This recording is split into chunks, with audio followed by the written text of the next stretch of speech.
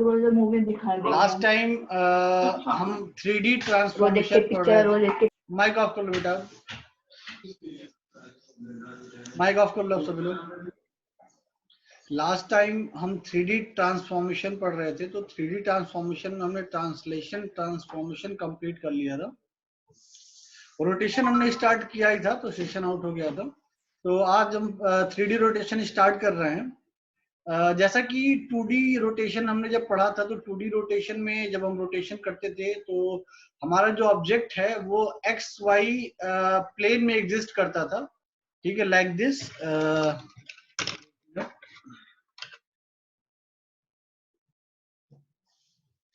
ये पेंसिल आपको दिख रही होगी सभी को, ठीक है। ये ग्रीन कलर की पेंसिल हमारी एक्स एक्सिस थी, ये ब्लैक वाली पेंसिल हमारी वाई एक्सिस थी और ये जेड एक्सिस थी, ठीक है। इस तरह से कुछ देखिए, दिख रहा है ना सबको? सर नहीं दिख रहा है। नहीं दिख रहा है? एक मिनट,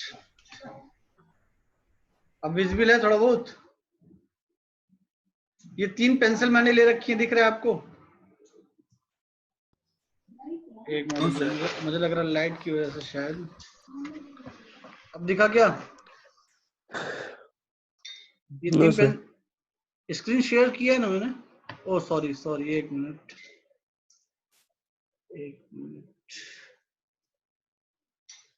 मैं आपको दिख रहा हूँ नहीं दिख रहा हूँ आपकी स्क्रीन पे? दिख रहा है सर, लेकिन अच्छे से नहीं दिख रहे हैं। अच्छा, क्लियर नहीं होगा ना? पिक्चर क्वालिटी सही नहीं होगी ना, इस वजह से। तो ऐसे समझो सिंपली, जैसे जब हम 2D रोटेशन पढ़ रहे थे, तो 2D रोटेशन में हम जब भी रोटेशन करते थे, जो हमारा रोटेशन एक्सिस होता था जेड एक्सिस होता था, ठीक है। रोटेशन एक्सिस जेड एक्सिस होता था, और हमारा जो ऑब्जेक्ट होता था वो एक्स वाई प्लेन में एग्जिस्ट करता था। तो ऑब्जेक्ट जब एक्स वाई प्लेन में एग्जिस्ट करता था, रोटेशन एक्सिस जेड एक्सिस होती थी, तो आफ्टर रोटेशन जो ऑब्जेक्ट था वो हमारा वो एक्स वाई प्लेन में ही एग्जिस्ट करता था, ठीक है। लेकिन अभी अगर हम 3D रोटेशन की बात करें, तो 3D रोटेशन में आफ्टर रोटेशन, जैसे मान लीजिए हमारा कोई ऑब्जेक्ट है, तो हम 3D रोटेशन अगर पढ़ रहे हैं, तो हमारा ऑब्जेक्ट जो होगा जिसको हम 3D में रोटेट करेंगे, वो ऑब्जेक्ट भी 3D ऑब्जेक्ट होगा। जैसे सपोज करिए आपका मोबाइल है, ठीक है, आपका मोबाइल आपकी टेबल पे रखा हुआ है। मेरी वॉइस आ रही है सबको ना क्लियर? थर्ड ईयर, थोड़ा देर माइक ऑन कर लो, थोड़ा कम्युनिकेशन रहेगा तो समझ में आएगा। तो माइक ऑन कर लो थोड़ा देर। आपका मोबाइल आपकी टेबल पे रखा हुआ है, तो मोबाइल 2D ऑब्जेक्ट है 3D ऑब्जेक्ट है? क्वेश्चन 3D ऑब्जेक्ट है, ठीक है, 3D ऑब्जेक्ट है। तो अगर अगर आपका मोबाइल आपकी टेबल पे रखा है, तो आपका टेबल का जो सरफेस है, आपका जो टेबल का जो सरफेस है, उस सरफेस को आप एक्स वाई प्लेन की तरह ट्रीट कर सकते हैं। Yes sir. आपका टेबल का जो सरफेस है वो एक्स वाई प्लेन की तरह ट्रीट करिए, और अपने इस मोबाइल को आप अपनी टेबल पे रख दीजिए, ठीक है। तो आपका मोबाइल एक 3D ऑब्जेक्ट है, और वो 3D ऑब्जेक्ट एक X Y Z 3D space में एग्जिस्ट कर रहा है। हाँ sir. Third year, mic continue on रखो, माइक कंटिन्यू ऑन रखो, बार बार मुझे जरूरत पड़ेगी आपसे बात करने की। मैं ये कह रहा हूँ कि आपका जो टेबल है, उस टेबल का जो सरफेस है वो एक्स वाई प्लेन है, और उस एक्स वाई प्लेन के परपेंडिकुलर एक और एक्सिस है जिसको हम जेड एक्सिस कह रहे हैं। उस टेबल के परपेंडिकुलर एक और एक्सिस है जिसको हम जेड एक्सिस कह रहे हैं, ठीक है। तो शंखनाद हो रहा है। मैं ये कह रहा हूँ कि अपने टेबल के परपेंडिकुलर हम एक और एक्सिस ले लेते हैं जिसको हम जेड एक्सिस बोल रहे हैं। तो अब हमारे पास कितनी एक्सिस हो गई? 3 axis, X Y and Z, जिसमें एक्स और वाई जो है हमारी टेबल का जो सरफेस है वो हो गया एक्स वाई प्लेन, और इस टेबल के सरफेस के परपेंडिकुलर एक एक्सिस है जिसको हम जेड एक्सिस कर रहे हैं। तो हमारे पास एक 3D कोऑर्डिनेट सिस्टम हो गया जिसमें 3 कोऑर्डिनेट है एक्स वाई और जेड। तो अब एज्यूम करिए आपका एक मोबाइल है, आपने अपने मोबाइल को टेबल के किसी स्पेसिफिक पोजीशन पर रख दिया। तो आपका मोबाइल 2D ऑब्जेक्ट है 3D ऑब्जेक्ट है? 3D ऑब्जेक्ट है। 3D। इट मींस आपने अपने उस मोबाइल को एक 3D स्पेस में रख दिया। यस। मोबाइल को अगर आपने टेबल पे रखा है तो हम क्या बोलेंगे कि हमारा मोबाइल एक्स वाई प्लेन में है या x Y Z 3D space में है?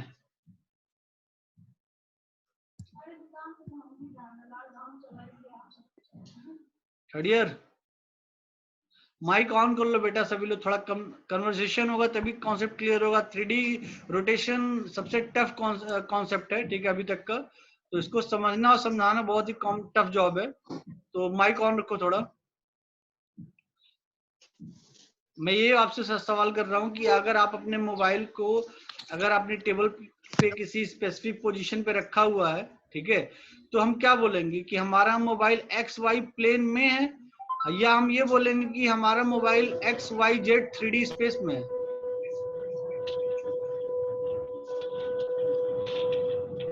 Third year, please reply. X Y Z plane, X Y Z 3D space में है ना, क्योंकि हमारे मोबाइल की अगर लेंथ और विड्थ है तो हमारे मोबाइल की कुछ थिकनेस भी तो है, कुछ हाइट भी तो है, यानी हमारे मोबाइल के ओवरऑल कोऑर्डिनेट को डिफाइन करने के लिए हमें एक्स कोऑर्डिनेट भी चाहिए, वाई कोऑर्डिनेट भी चाहिए और जेड कोऑर्डिनेट भी चाहिए, ठीक है। तो हम ये कहेंगे कि हमारा mobile X Y Z 3D space में रखा हुआ है, ठीक है। तो अगर हमारा मोबाइल टेबल पे किसी स्पेसिफिक पोजीशन पे रखा है तो हम ये बोलेंगे कि हमारा मोबाइल 3D स्पेस में रखा हुआ है, जिसका कोऑर्डिनेट सिस्टम एक्स वाई और जेड एक्सिस के थ्रू डिफाइन किया जा सकता है। दूसरी चीज, अगर हमारा मोबाइल टेबल पे रखा हुआ है बेटा, तो हम अपने मोबाइल को, अच्छा जब 2D रोटेशन पढ़ रहे थे तो हम अपने मोबाइल को सिर्फ अपने ऑब्जेक्ट को सिर्फ एक तरह से रोटेट करते थे, जिसमें रोटेशन एक्सिस जेड एक्सिस होती थी। लेकिन अगर हम 3D रोटेशन पढ़ेंगे तो हम अपने मोबाइल को 3 तरह से रोटेट कर सकते हैं। एक बार हम एक्स एक्सिस के रेस्पेक्ट में रोटेट करें, यानी रोटेशन एक्सिस हमारी एक्स एक्सिस हो। दूसरे केस में हम वाई एक्सिस को रोटेशन एक्सिस मान लेंगे और वाई एक्सिस के रेस्पेक्ट में अपने मोबाइल को रोटेट करेंगे इन 3D स्पेस में। तीसरे केस में हम जेड एक्सिस को रोटेशन एक्सिस मानेंगे और अपने मोबाइल को उस 3D स्पेस में जेड एक्सिस के रेस्पेक्ट में अपने मोबाइल को रोटेट करेंगे इन 3D स्पेस। इतना क्लियर है? Yes sir. यानी हमारे पास किसी भी 3D ऑब्जेक्ट को 3D स्पेस में रोटेट करने के 3 बेसिक मैकेनिज्म हैं, 3 बेसिक अप्रोच हैं, जिसमें से पहले अप्रोच में हम एक्स एक्सिस को रोटेशन एक्सिस मान रहे हैं, दूसरे केस में वाई एक्सिस को रोटेशन एक्सिस मान रहे हैं और तीसरे केस में जेड एक्सिस को रोटेशन एक्सिस मान रहे हैं। समझ में आ रहा है? Yes sir. हाँ, तो अब हम थोड़ा मूव करते हैं इन्हीं तीनों कॉन्सेप्ट को पिक्चर के फॉर्म में समझने के लिए। यहाँ पे आपको एक फिगर दिख रहा है, एक मिनट,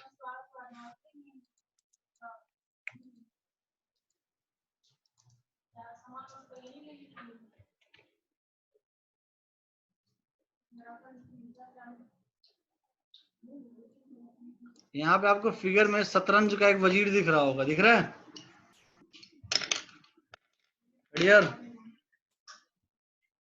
बढ़िया रिप्लाई करते रहो बेटा प्लीज। आपको यहाँ इस फिगर, जो स्क्रीन शेयर किया मैंने आपको, इस फिगर में देखिए इस कोऑर्डिनेट सिस्टम में 3 कोऑर्डिनेट हैं, X coordinate, Y coordinate and Z coordinate.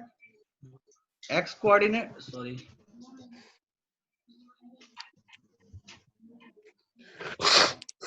तीन कोऑर्डिनेट है, X coordinate, Y coordinate and Z coordinate, ठीक है, 3 कोऑर्डिनेट्स हैं। तो एक मिनट, हमें क्या करना है इस केस में, हमें इस 3D ऑब्जेक्ट, जो कि आपको ये शतरंज का एक वजीर दिख रहा है आपको फिगर में, इस 3D ऑब्जेक्ट को रोटेट करना है, लेकिन हमारे यहाँ जो रोटेशन एक्सिस है वो रोटेशन एक्सिस है जेड एक्सिस है। जेड एक्सिस क्या है यहाँ पे? रोटेशन एक्सिस है। तो जब हम इस ऑब्जेक्ट को, जो 3D ऑब्जेक्ट है, इस 3D ऑब्जेक्ट को जब रोटेट करेंगे तो हमारा जो ऑब्जेक्ट है वो जेड एक्सिस के चारों तरफ घूम सकता है। थोड़ी रेज्यूम करो कि अर्थ जिस सरफेस पे हम खड़े हैं वो सरफेस हमारा एक्स वाई प्लेन है, ठीक है। इस एक्स वाई प्लेन के परपेंडिकुलर हमने एक खंबा गाड़ रखा है बिजली का, ठीक है। उस बिजली के खंबे के चारों तरफ हमें मूव करना है, गोल गोल घूमना है। यानी हम क्या कर रहे हैं, अपने आप को उस खंबे के चारों तरफ रोटेट करवा रहे हैं। यानी हम यहाँ जो 3D हम क्या है, हम एक 3D ऑब्जेक्ट है। अगर मैं एक ऑब्जेक्ट हूँ 3D ऑब्जेक्ट, तो मुझे डिफाइन करने के लिए एक्स वाई जेड 3 कोऑर्डिनेट्स की जरूरत पड़ेगी। तो अगर मैं एक ऐसा ऑब्जेक्ट हूँ जिसको डिफाइन करने के लिए 3 कोऑर्डिनेट्स एक्स वाई जेड को यूज करना पड़ रहा है, तो अगर मुझे रोटेट किया जाए किसी रोटेशन एक्सिस जेड के रेस्पेक्ट में, तो हमारा जो रोटेशन होगा वो जेड एक्सिस के चारों तरफ हो सकता है किसी स्पेसिफाइड एंगल पे। जेड एक्सिस के चारों तरफ होगा ना, समझ में आ रहा है कहने का मतलब? तो वैसे ही एक केस हमारे पास ये है कि हम अपने ऑब्जेक्ट को इस जेड एक्सिस के चारों तरफ ऐसे, इस डायरेक्शन में जेड एक्सिस के चारों तरफ इस तरह से एंटी क्लॉकवाइज अपने ऑब्जेक्ट को रोटेट कर रहे हैं, ठीक है, पहला केस। दूसरा केस हमारे पास ये है कि हम अपने ऑब्जेक्ट को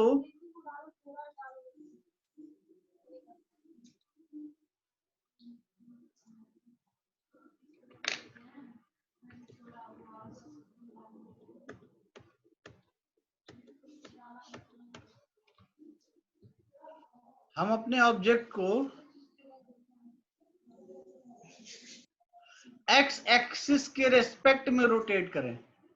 हम अपने ऑब्जेक्ट को एक्स एक्सिस के रेस्पेक्ट में रोटेट करें। मीन देखिए यहाँ पे हमारे पास ये एक्स एक्सिस है, पहले हम जेड एक्सिस के रेस्पेक्ट में रोटेट कर रहे थे, तो अगर हम अब एक्स एक्सिस के रेस्पेक्ट में रोटेट करेंगे तो हमारा ऑब्जेक्ट एक्स एक्सिस के चारों तरफ गोल गोल घूम सकता है कि नहीं घूम सकता है?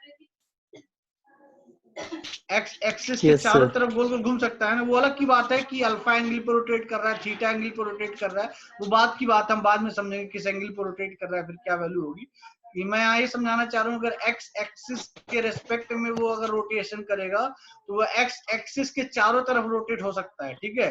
वैसे ही अगर वाई एक्सिस के रेस्पेक्ट में अगर रोटेट होगा तो हमारा रोटेशन कुछ इस तरह से होगा।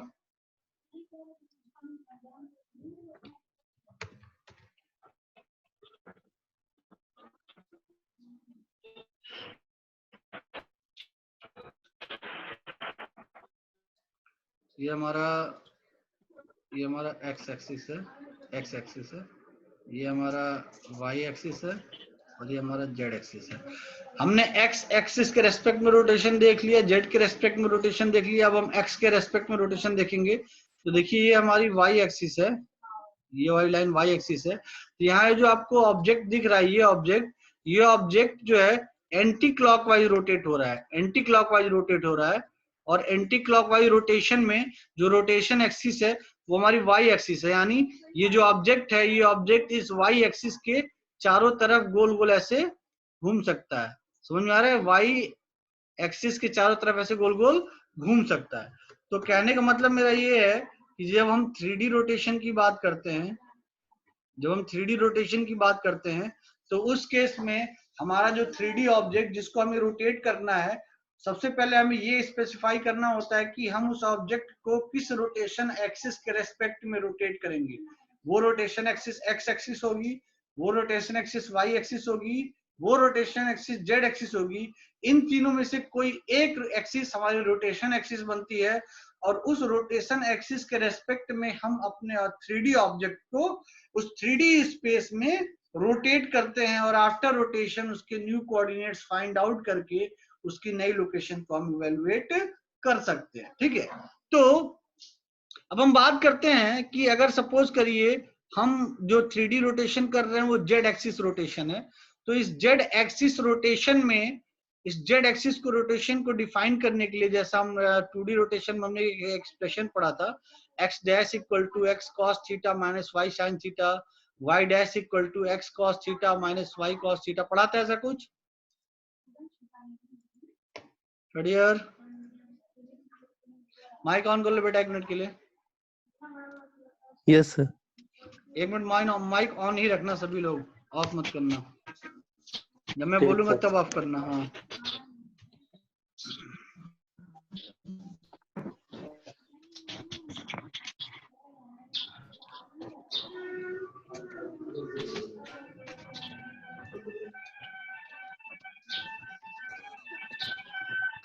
आपने जब 2D रोटेशन पढ़ा था, 2D रोटेशन में आपने ये एक्सप्रेशन पढ़ा था, x dash equal to x cos theta minus y sin theta और y dash equal to x sin theta plus y cos theta. तो इसी दो एक्सप्रेशन को यूज करके याद करिए आपने मैट्रिक्स बनाया था, और वो मैट्रिक्स कुछ इस तरह से था। मैं 2D रोटेशन की बात कर रहा हूँ अभी, मैं 2D रोटेशन को फिर इंटर रिलेट करूंगा 3D रोटेशन में। तो 2D रोटेशन में आपके पास ये जो दो एक्सप्रेशन आया था, इस दो एक्सप्रेशन को यूज करके आपने एक मैट्रिक्स बनाया था, ठीक है। उस मैट्रिक्स में आपने कुछ इस तरह से इवेलुएट किया था, यहाँ पे होता था x डैश, यहाँ होता था y डैश और यहाँ होता था 1, ठीक है। आप यहाँ पे एक मैट्रिक्स लेते थे 3x1 की मैट्रिक्स, जिसमें होता था x, यहाँ y कोऑर्डिनेट और 1, ठीक है। तो क्या करते थे, इस जब मल्टीप्लिकेशन करते थे इन दोनों मैट्रिक्स का, तो x का यहाँ से मल्टीप्लिकेशन होता था इस वैल्यू के साथ, y का इस वैल्यू के साथ होता था और 1 का इस वैल्यू के साथ मल्टीप्लिकेशन होता था। वैसे ही अगर इस एक्सप्रेशन को मैट्रिक्स के फॉर्म में मैं रिप्रेजेंट करूं, तो मैं ये कह सकता हूँ ये वाला जो कॉलम होगा x को रिप्रेजेंट करेगा, यहाँ जो कॉलम आएगा y को रिप्रेजेंट करेगा और यहाँ जो कॉलम आएगा वो 1 को रिप्रेजेंट करेगा। तो देखिए इस एक्सप्रेशन में x dash equal to x cos theta minus y sin theta में x डैश के लिए x की वैल्यू क्या है, x का कांस्टेंट क्या है, cos थीटा या sin थीटा?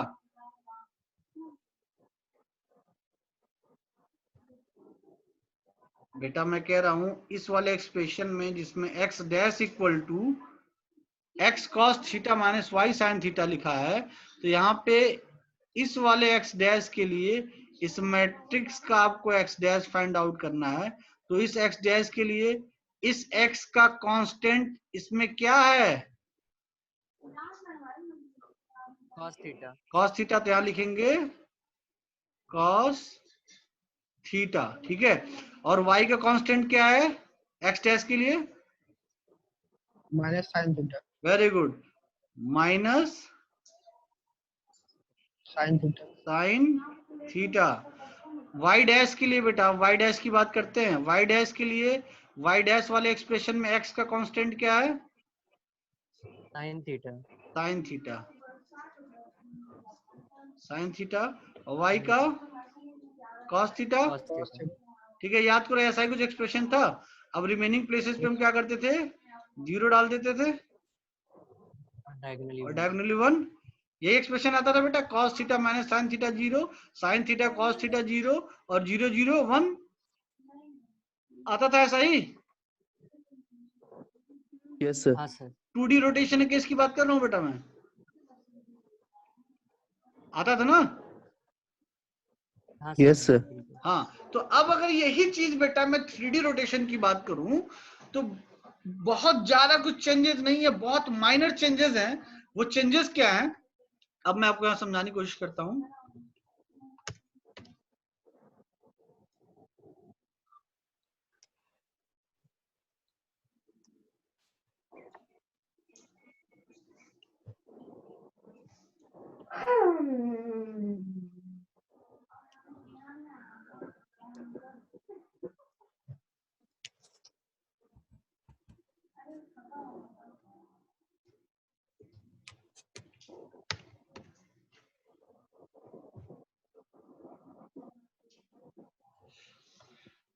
यहाँ ध्यान दीजिए, थोड़ी देर, ये हमारी जेड एक्सिस है, ठीक है। आपको एक्स एक्सिस दिख रही है, ये वाली एक्स है, ये वाली हमारी वाई एक्सिस है, ठीक है, और ये हमारी जेड एक्सिस है, ठीक है।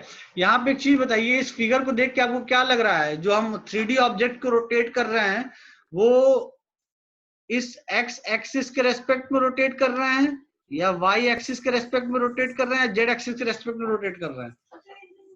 जेड। वेरी गुड, सबको समझ में आ रहा है। इस यहाँ पे इस जो X Y Z coordinate system हमने यूज किया है, इस कोऑर्डिनेट सिस्टम में हम इस गिवन ऑब्जेक्ट को जेड एक्सिस के रेस्पेक्ट में रोटेट कर रहे हैं। ये सबको दिख रहा है, सबको फील हो रहा है ना ये चीज? Yes sir. ठीक। अब देखो एक चीज बताओ मुझे बेटा, अगर मैं किसी ऑब्जेक्ट को जेड एक्सिस के रेस्पेक्ट में रोटेट कर रहा हूं, मान लो किसी पॉइंट की बात करें, अगर किसी पॉइंट का कोऑर्डिनेट 10, 20, 30 है, किसी पॉइंट का कोऑर्डिनेट 10, 20, 30 है, और उस पॉइंट को मैं जेड एक्सिस के रेस्पेक्ट में अगर रोटेट करूंगा, थोड़ा फील करना अपने माइंड में इमेज बना के, हमारे पास एक पॉइंट है जिसका कोऑर्डिनेट है 10, 20, 30 और मैं उस पॉइंट को जेड एक्सिस के रेस्पेक्ट में रोटेट कर रहा हूं किसी स्पेसिफिक एंगल पे, तो आफ्टर रोटेशन उसका कौन सा कोऑर्डिनेट वैल्यू चेंज नहीं होगा? जेड। ये सबको क्लियर है कि उसका जेड कोऑर्डिनेट चेंज नहीं होगा? एक बार फील करो बेटा, फील नहीं करोगे तो समझ में नहीं आएगा, आगे भी इससे भी क्रिटिकल है। सर एक क्वेश्चन है, अगर ये देखिए आपके इमेज में लेफ्ट की तरफ मूव हो रहा है तो ऐसा लग रहा है कि वो एक्स प्लेन है, और लेफ्ट की तरफ मूव हो रहा है तो एक्स कोऑर्डिनेट के अकॉर्डिंग हो रहा है नहीं बेटा देखो, रोटेशन। एक मिनट में आप समझो, आपको इमेज में दिख रहा है कि वो लेफ्ट की तरफ मूव हो रहा है, यही दिख रहा है ना? हाँ सर। ठीक है, लेकिन बेटा एक चीज बताओ, इस हमारी जो कंप्यूटर की स्क्रीन है वो तो 2D स्क्रीन है ना, इसमें किसी भी 3D ऑब्जेक्ट को डिफाइन करने के लिए थोड़ा बहुत हमें अपने माइंड के अंदर विजुअलाइजेशन करना पड़ेगा। वो विजुअलाइजेशन कैसा है, यहाँ पे देखिए, आपको यहाँ साफ साफ दिख रहा होगा, ये जो मैं रेड लाइन ड्रॉ कर रहा हूँ, ध्यान से देखना बेटा, जो रेड लाइन ड्रॉ कर रहा हूँ ये जेड एक्सिस है, जेड एक्सिस है ना? अब आप ये फील करो, आपका जो टेबल है वो एक्स वाई प्लेन है, और उस टेबल पे हमने शतरंज का जो वजीर होता है, उस वजीर को हमने उस टेबल पे लिटा के रखा हुआ है, खड़ा करके नहीं रखा है बेटा। समझ रहा मैं क्या कह रहा हूँ?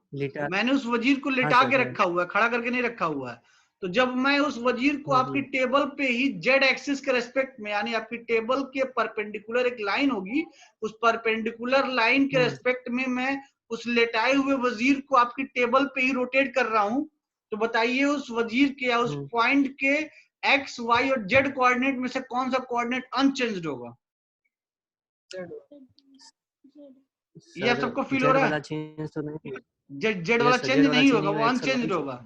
यही चीज इस फिगर में आपको मैं दिखा के विजुलाइज कर रहा हूँ कि एक ऑब्जेक्ट है, जो ऑब्जेक्ट आपको दिख रहा है वो ऑब्जेक्ट शतरंज का एक वजीर है, ठीक है?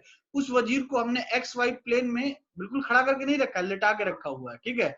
जब लिटा के रखा है तो उसको हम जेड एक्सिस के रेस्पेक्ट में जब रोटेट करेंगे, उसका रोटेशन देखिए इसमें दिख रहा है, फिगर में वजीर किसी और पोजीशन पे जा रहा है। एक ऐसे देखिए, फिगर में वजीर जो है पहले इनिशियल पोजीशन पे यहाँ था, यहाँ से फिर कहाँ आ गया, यहाँ पे आ गया, यानी इनिशियल पोजीशन में वजीर आपका पूरब पश्चिम की दिशा में लेटा हुआ था, जब आपने उसको रोटेट कर दिया तो वो उत्तर दक्षिण की दिशा में हो गया। पहले वो ईस्ट टू वेस्ट के डायरेक्शन में पड़ा हुआ था, ठीक है? जब उसको हमने रोटेट किया, आफ्टर रोटेशन वो कहाँ चला गया, north east direction, north south direction में हो गया, ठीक है? तो जब हमने जब उसको रोटेट किया तो आफ्टर रोटेशन उसके एक्स और वाई कोऑर्डिनेट ही चेंज होंगे, Z coordinate change, Z coordinate change नहीं होगा। ये चीज सबको फील हो रहा है ना? Yes sir. ये इसीलिए मैंने यहाँ पे ऑब्जेक्ट ना लेकर के मैंने सिर्फ एक सिंपल पॉइंट लेके तुम लोगों को समझा रहा था कि पॉइंट लेंगे तो ज्यादा आसानी से क्लियर होगा कि अगर हम एक बिंदु को, एक पॉइंट को, ठीक है, कंसीडर करें, मान लो मैं अपने टेबल पे एक पॉइंट को रख देता हूँ, ठीक है, एक अपने टेबल पे एक पॉइंट कंसीडर करता हूँ, तो उस पॉइंट का हमारी टेबल पे जो कोऑर्डिनेट होगा x इक्वल टू मान लो 10 है, y इक्वल टू 20 है, तो z इक्वल टू क्या होगा? बोलो भाई। अगर मैं अपने टेबल पे, जिसको मैं एक्स वाई प्लेन मान रहा हूँ, टेबल पे अगर कोई पॉइंट लेता हूँ, उस पॉइंट को मुझे जेड एक्सिस के रेस्पेक्ट में रोटेट करना है, तो उस पॉइंट का एक्स कोऑर्डिनेट 10 है, वाई कोऑर्डिनेट 20 है, तो जेड कोऑर्डिनेट क्या होगा? थर्ड ईयर, इतना सिंपल सा क्वेश्चन, इसका आंसर तो मुझे लगता है अब तक तो आ ही जाना चाहिए था। थर्ड ईयर माइक ऑन है सभी? आवाज रुक आ रही है। अच्छा, क्लियर नहीं आ रही है आवाज? नहीं सर, आज नेटवर्क इश्यू बहुत है। अच्छा, एक काम करो, कोई एक स्टूडेंट स्नैपशॉट ले लो तो नंबर ऑफ पार्टिसिपेंट्स का, बाद में मुझे व्हाट्सएप कर देना, ठीक है? मेरा क्वेश्चन बेटा ये है, मैं आप लोग को थोड़ा फील कराना चाह रहा हूँ, इसलिए मैं बेसिक अप्रोच फॉलो कर रहा हूँ। मैं ये कह रहा हूँ कि आपने अपने टेबल पे, जिसको आपने एक्स वाई प्लेन मानना है, उस टेबल पे आपने एक पॉइंट लिया, ठीक है? उस पॉइंट का एक्स कोऑर्डिनेट मान लीजिए 10 है, वाई कोऑर्डिनेट की वैल्यू 20 है, तो जेड कोऑर्डिनेट की वैल्यू क्या होगी? 0 होगी। Very good. लेकिन अगर आप सपोज करिए हमने एक ऐसा पॉइंट लिया जो उस टेबल से थोड़ा ऊपर है, यानी जेड उस टेबल से 30 यूनिट की हाइट पे है, तो जेड कोऑर्डिनेट क्या हो जाएगा? 30 हो जाएगा। यानी अब हमने एक 3D स्पेस में एक ऐसा पॉइंट ले लिया जिसका x coordinate 10, y coordinate 20 and z coordinate is 30, and when we use z axis as a rotation axis and we rotate that point P with respect to z axis, then after rotation of theta angle z value will unchanged। ये clear सबको? Z coordinate की value अभी भी unchanged होगी, क्योंकि अगर हम उस पॉइंट को जो कि x equal to 10, y equal to 20, z equal y equal to 20, z equal to 30 है, जब उसको z एक्सिस के रेस्पेक्ट में रोटेट करेंगे तो वो अभी भी आफ्टर रोटेशन भी वो एक्स वाई प्लेन से उतनी ही ऊंचाई पे है, 30 यूनिट की ऊंचाई पे अभी भी है जितना वो रोटेशन से पहले था। लेकिन आफ्टर रोटेशन उसकी एक्स लोकेशन वाई लोकेशन क्या हो गई? चेंज हो गई। हाँ सर। ठीक, तो यही चीज अभी, ये चीज जो अभी हमने ये पढ़ा, ये हमारा रोटेशन था 3D रोटेशन जेड एक्सिस के रेस्पेक्ट में। ठीक है, तो जब हम जेड एक्सिस के रेस्पेक्ट में 3D रोटेशन पढ़ रहे थे तो हमारा ये क्या बोलते हैं रोटेशन मैट्रिक्स बनेगा, वो रोटेशन मैट्रिक्स कुछ इस तरह से होगा। जैसे आप देखिए जब 2D रोटेशन पढ़ते थे तो नॉर्मली हम क्या यूज करते थे? कॉस थीटा, एक मिनट बताइए मैं इसके थोड़ा कर लेता हूँ तो जरा अच्छे से समझ में आएगा।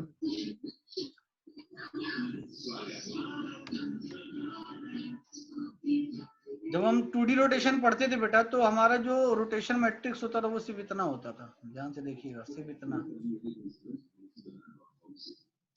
दिख रहा है यार। एक मिनट, जब 2D रोटेशन पढ़ते थे तो जो हमारी रोटेशन मैट्रिक्स होती थी वो सिर्फ इतनी होती थी। ये जो मैं एक रेक्टेंगल बना रहा हूँ, जो रेड कलर का जो रेक्टेंगुलर शेप दिख रहा है, उस शेप के अंदर जो आपको मैट्रिक्स की वैल्यूज दिख रही हैं, ये वैल्यूज हमारी यूज होती थी जब हम 2D रोटेशन यूज करते थे। याद आ रहा है? थर्ड ईयर, ठीक है। हाँ सर, लेकिन हाँ सर, अभी जो हम रोटेशन पढ़ रहे हैं बेटा 2D ना 3D रोटेशन है, तो 2D रोटेशन में जो मैट्रिक्स यूज करते थे वो 3x3 की मैट्रिक्स होती थी। लेकिन यहाँ जो हम रोटेशन यूज कर रहे हैं वो 3D रोटेशन है, इसलिए जो रोटेशन की मैट्रिक्स होगी वो 4x4 की होगी। इसीलिए यहाँ पे आप देखिए आपको जो रोटेशन मैट्रिक्स बना के दिखाई गई है, ये रोटेशन मैट्रिक्स हमारी 4x4 की मैट्रिक्स है। हाँ। है ना? ठीक, लेकिन डिफरेंस क्या है यहाँ पे? देखिए वहां पे भी हम जेड एक्सिस के रेस्पेक्ट में रोटेट करते थे जब यही मैट्रिक्स यूज करते थे 3x3 के फॉर्म में, और यहाँ भी अभी हम जेड एक्सिस के रेस्पेक्ट में रोटेशन कर रहे हैं और मैट्रिक्स वही है। मैट्रिक्स की जो मेन वैल्यू है cos theta minus sine theta, sign theta cos theta same है, बस डिफरेंस क्या है, वहां 3x3 की मैट्रिक्स थी और यहाँ पे क्या है 4x4 की मैट्रिक्स है। ठीक है, थर्ड ईयर बहुत डिले में रिप्लाई आ रहा है। Third year, yes sir. बहुत स्लो है क्या नेटवर्क यार? यस सर, आवाज कट के आ रही है। बहुत देर में हाँ रिस्पांस सर, भी आ रहा है, आवाज आ ही नहीं रहा। मुझे लगभग 30-35 सेकंड वेट करना पड़ रहा है बोलने के बाद तब रिप्लाई आ पा रहा है। चलो सर, कोई आपकी नहीं, आवाज ही क्लियर नहीं हमको आ रही है। अच्छा मैं दोबारा से डिस्कनेक्ट करूंगा, सेशन आउट हो जाएगा। चलो कोई नहीं। तो मैं ये कह रहा हूँ कि जैसे अभी हमने एक मैट्रिक्स देखा, यहाँ पे जो आपको एक मैट्रिक्स दिख रही है, मैं मैट्रिक्स रेड कलर से कवर कर रहा हूँ। ये मैट्रिक्स हमारा रोटेशन मैट्रिक्स है और ये रोटेशन जेड एक्सिस के रेस्पेक्ट में हो रहा है। जेड एक्सिस के रेस्पेक्ट में रोटेशन हमारा हो रहा है। लेकिन अगर यही रोटेशन अगर हम जेड एक्सिस में न करके अगर एक्स एक्सिस के रेस्पेक्ट में करें तो वहां भी कोई रोटेशन मैट्रिक्स बनेगी। देखिए जब हम 3D रोटेशन एक्स एक्सिस के रेस्पेक्ट में करते हैं, रोटेशन एक्सिस हमारा अगर एक्स एक्सिस है, तो उस समय जो हमारी रोटेशन मैट्रिक्स होगी वो कुछ इस तरह से बनेगी। लेकिन ये मैट्रिक्स हमारी इस तरह से आई कैसे? जैसे जब हम जेड एक्सिस को रोटेशन एक्सिस माने थे तो हमारा जो एक्सप्रेशन था वो ये एक्सप्रेशन था, यानी जिसमें जेड की वैल्यू जब जेड रोटेशन एक्सिस था तो जेड के कोऑर्डिनेट्स देखिए कांस्टेंट थे। जब जेड रोटेशन एक्सिस था तो जेड कोऑर्डिनेट्स की वैल्यू क्या थी, वो कांस्टेंट थी, बस एक्स और वाई की वैल्यूज चेंज हो रही थी। ठीक है, ऐसे ही अगर हम एक्स एक्सिस को रोटेशन एक्सिस माने तो एक्स कोऑर्डिनेट की वैल्यू क्या होगी, कांस्टेंट होगी, मतलब चेंज नहीं होगी, Constant, चेंज वो तो अनचेंज रहेगी। लेकिन वाई और जेड की वैल्यू क्या होगी, चेंज होगी ना, change हो जाएगी। वाई और जेड की वैल्यू चेंज होगी, ठीक है ना। तो अब हमें Yes sir. इस वाले एक्सप्रेशन को कैसे बनाना है, तो ये आपके पास, ये आप सभी जानते हैं कि जब हम जेड के रेस्पेक्ट में रोटेशन करते हैं तो हम यही एक्सप्रेशन यूज करते हैं, X dash equal to X cos theta minus Y sine theta और Y dash equal to X sine theta plus Y sine theta. तो करना कुछ नहीं है बेटा, इसी एक्सप्रेशन को यूज करके हम जेड एक्सिस के रेस्पेक्ट में भी रोटेशन मैट्रिक्स एक्स एक्सिस के रेस्पेक्ट में भी रोटेशन मैट्रिक्स निकाल लेंगे, as well as Y axis के रेस्पेक्ट में भी रोटेशन मैट्रिक्स निकाल लेंगे। बस एक छोटा सा जुगाड़ सेट करना है। वो जुगाड़ क्या है, वो जुगाड़ ये है, जुगाड़ क्या कह रहा है कि आप x की जगह y रख दीजिए, y की जगह z रख दीजिए और z की जगह x रख दीजिए। मैं इसको कॉपी कर लेता हूं, एक मिनट। ये हमारी ओरिजिनल मैट्रिक्स है, ठीक है, और ये हमारा एक्सप्रेशन है, ठीक है। तो हमें इस एक्सप्रेशन में क्या करना है, ये जो एक्सप्रेशन है, ये एक्सप्रेशन उस केस का है जब हमारी रोटेशन एक्सिस जेड एक्सिस है, ठीक है। अब हमें इसी एक्सप्रेशन को यूज करके एक्स एक्सिस के रेस्पेक्ट में क्या एक्सप्रेशन आएगा वो निकालना है और वाई एक्सिस के रेस्पेक्ट में क्या एक्सप्रेशन आएगा वो निकालना है। तो करना कुछ नहीं है, हम इस एक्सप्रेशन को यूज करेंगे और ये वाला साइक्लिक परमुटेशन यूज करेंगे। तो ये वाला साइक्लिक परमुटेशन क्या कह रहा है कि आपकी पुरानी एक्सप्रेशन में जहां एक्स है वहां वाई रख दीजिए, जहां वाई है वहां जेड रख दीजिए और जहां जेड है वहां पे एक्स रख दीजिए, यही तो कह रहा है। तो हमारा Yes sir. जो जेड के रेस्पेक्ट में मैं दिखा रहा हूँ, एक मिनट। जब हम जेड एक्सिस के रेस्पेक्ट में रोटेट कर रहे हैं तो हमारा एक्सप्रेशन कुछ ऐसा है,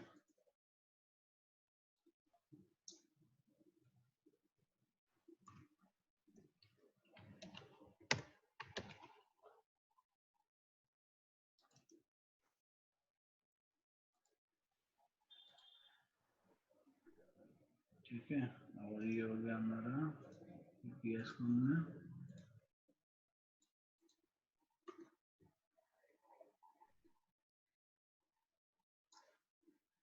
ठीक है। और एक्स एक्सिस जब हमारा रोटेशन एक्सिस है तो उस केस में हमारे पास जो एक्सप्रेशन आ रहा है वो ये एक्सप्रेशन है, ठीक है।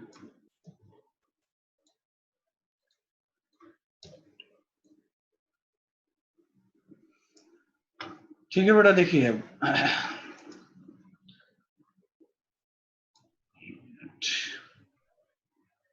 ये जो रेड रेक्टेंगुलर लाइन में ड्रॉ कर रहा हूं, ये एक्सप्रेशन है उस केस में जब रोटेशन एक्सिस हमारी जेड एक्सिस है, ठीक है।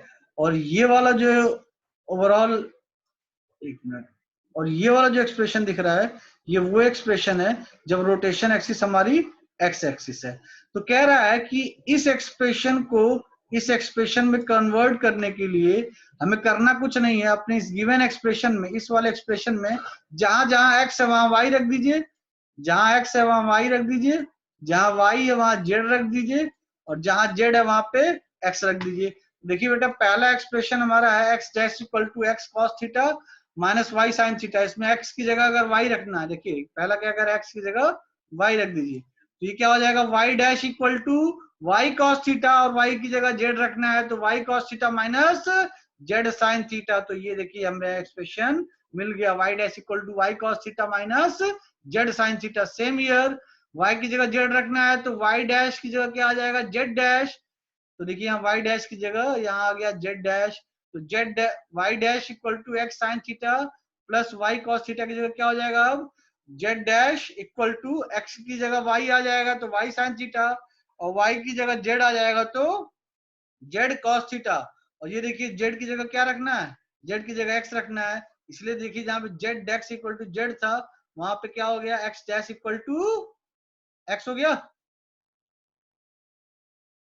हडियर हाँ सर समझ आ गया। समझ आ गया ना। हमें करना कुछ नहीं है बेटा, ये जो साइक्लिक परमुटेशन दिया हुआ है ना, एक्स को जेड, एक्स को वाई में कन्वर्ट कर दो, वाई को जेड में कन्वर्ट कर दो, जेड को एक्स में कन्वर्ट कर दो, इसी साइक्लिक परमुटेशन को यूज करके, और ये जो इनिशियल एक्सप्रेशन है जो जेड एक्सिस के रेस्पेक्ट में हम यूज करते हैं, इसी एक्सप्रेशन को यूज करते हुए हम जब हम रोटेशन एक्सिस एक्स मानेंगे तो उसका एक्सप्रेशन भी निकाल लेंगे, और जब हम रोटेशन एक्सिस वाई मानेंगे तो उसका एक्सप्रेशन भी निकाल लेंगे। जैसे कि वाई हमारी जो अगर रोटेशन एक्सिस वाई है, देखिए वाई रोटेशन एक्सिस अगर है तो उस केस में अगर वाई रोटेशन एक्सिस है तो हमारा एक्सप्रेशन ये है।